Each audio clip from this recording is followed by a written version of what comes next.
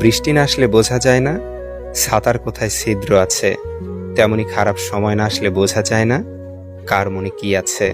শেখার মধ্যেও পার্থক্য একটা আছে। বই থেকে শিক্ষা গ্রহণ করলে ঘুম চলে আসে, আর জীবন থেকে শিক্ষা গ্রহণ করলে ঘুম উড়ে যায়।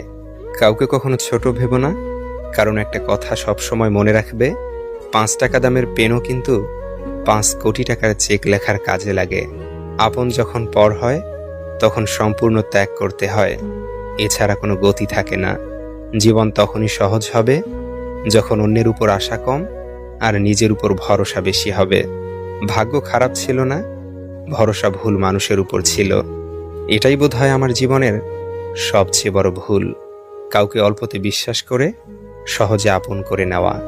যেটা সহজে পাওয়া যায় সেটা হলো কষ্ট, যেটা কষ্ট করে পেতে হয় সেটা হলো সম্মান, আর যেটা মন থেকে পাওয়া যায় সেটা হলো ভালোবাসা।